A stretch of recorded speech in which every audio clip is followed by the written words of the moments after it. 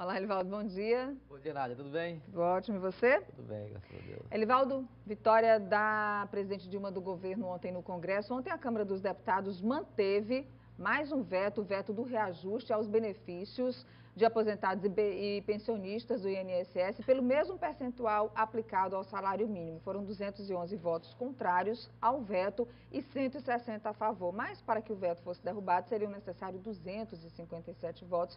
Por isso o veto foi mantido pelos deputados e não houve necessidade de votação entre os senadores. De acordo com os dados apresentados pelo governo, estender as correções para as aposentadorias representaria um gasto adicional de 300 milhões de reais em 2016. E com isso, então, aposentados e pensionistas que recebem mais que um salário mínimo vão continuar contando apenas com a reposição da inflação sem nenhum ganho real. E outro veto presidencial foi mantido, importante pelos deputados. Ontem, o plenário do Congresso decidiu manter o veto da presidente Dilma em relação ao projeto da lei da mini-reforma eleitoral quanto ao financiamento empresarial de campanhas eleitorais, proibido o repasse de empresas para partidos e políticos, mas foi derrubado o veto da presidente, que impedia a impressão do voto da urna eletrônica na hora da votação. Deputados e senadores resolveram que o eleitor vai sim ver o seu voto impresso,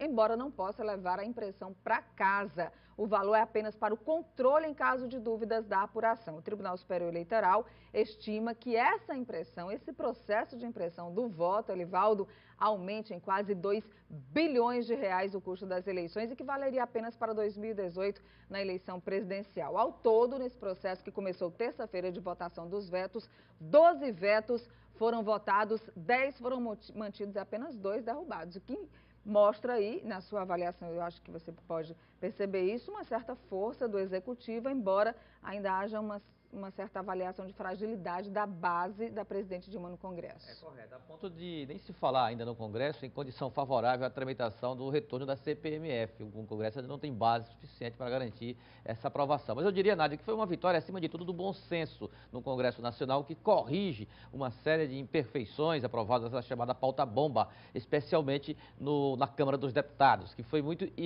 cometeu atos de profunda irresponsabilidade fiscal em relação ao momento. Corrigido esses distouros, essas distorções, eu acho que tudo volta ao normal. A tendência é voltar ao normal. A Câmara, que na época é dirigida por Eduardo Cunha, andou exagerando bastante aí do segundo semestre. Em baixa, as coisas começam a se equacionar, digamos assim, na relação governo-Congresso Nacional. Mas realmente ainda há um clima de fragilidade muito grande, mas para quem não tinha nada e conseguiu manter esses vetos, não deixa de ser uma grande conquista. Elivaldo, e aqui no Piauí, a oposição e o governo estão discutindo na Assembleia a tramitação do orçamento para 2016 e ainda parece longe de um consenso. Muito longe. Ontem eu conversei com 2 parlamentares. Na oposição, o deputado Robert Rios fez críticas à forma como o governo está conduzindo a discussão do orçamento do Estado para 2016. O governo, mais uma vez, tenta sequestrar o orçamento aqui da Assembleia. No momento que o orçamento está na Assembleia, o governo está negociando com outros poderes, como se dependesse dele negociar ainda. Então, nós vamos reagir a isso, nós não vamos permitir o sequestro do orçamento por parte do Poder Executivo e nós vamos aqui discutir com todos os poderes, analisar com todos os poderes, chamar as associações, sindicatos, chamar a sociedade para o orçamento. Quem tem que dizer que orçamento merece o Piauí é a sociedade e não o governador. Tá certo, aí ele vai Já o líder se manifestando. Exatamente. Já o líder do governo na casa, o deputado João de Deus Souza, afirmou que a Assembleia tem total autonomia e transparência para conduzir o debate sobre o orçamento do próximo ano. Nós vamos fazer de forma transparente, vamos fazer as audiências públicas, já está sendo solicitado com envolvimento com as entidades, as organizações da sociedade civil e vamos, portanto, trabalhar para que no dia 20, no mais tardar 22 de dezembro, a gente tenha essa peça votada aqui no plenário. Agora, daqui até lá, cada deputado pode apresentar emenda, tirando, tiro daqui, põe para colar. E fora da Assembleia, mas muito atenta ao debate orçamentário, a Ordem dos Advogados do Brasil tem defendido pontos que considera importantes em relação a segmentos que têm interesse nessa divisão do bolo orçamentário. Foi o que informou ontem o presidente da OAB Piauí, o advogado William Guimarães.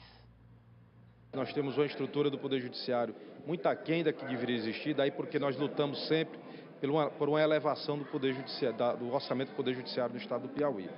Mas não só do Poder Judiciário, também da Defensoria, que presta serviço essencial, e do Ministério Público. O sistema de justiça ele é essencial para a melhoria da segurança pública no Estado, porque se não há promotor para denunciar, juiz para julgar, defensor para apresentar defesa daqueles que não podem constituir advogados privados, as pessoas não serão julgadas e entrarão e sairão do sistema penitenciário, voltando a reincidir.